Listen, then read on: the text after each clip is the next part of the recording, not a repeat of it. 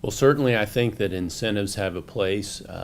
My measure of success of a good tax incentive is one that helps beyond the business that's targeted, so that helps the rest of the community that's paying for it, not just the one single business. So that's my measure of success for those, and continuing the use of them after we do an economic analysis of all of them, I think is very important. I also intend to advance a tax plan to make us more competitive as a state, and to increase the quality of Virginia as a place to do business by lowering both the business income tax and the personal income tax to 4% and 5% respectively.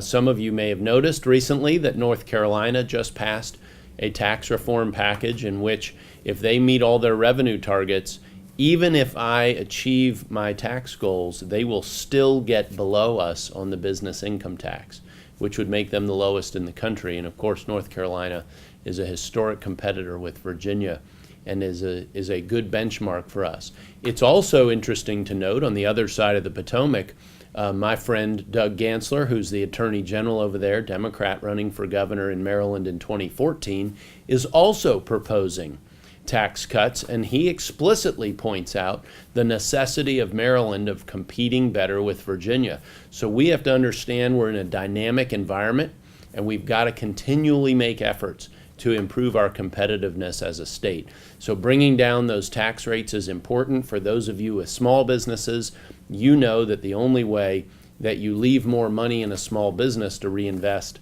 is by hitting the personal income tax, because that's where small businesses pay taxes. I was a small business owner. Most of my business clients were small businesses, and so that's something I'm very familiar with. Our goal would be to bring those rates down to 5% for the personal and 4% for the business income tax. And absent North Carolina's recent move, that would have tied us for the most competitive business income tax rate in the whole country among the over 40 states that levy such taxes. We'll also rein in government spending growth, still growth, to be more streamlined and to help balance the books, as well as looking at some of those tax incentives and looking for the ones that don't help beyond just the targeted industry, so we can preserve our dollars, the tax credit dollars as well, to apply them where they're doing the most good to grow Virginia's economy and to grow job opportunities.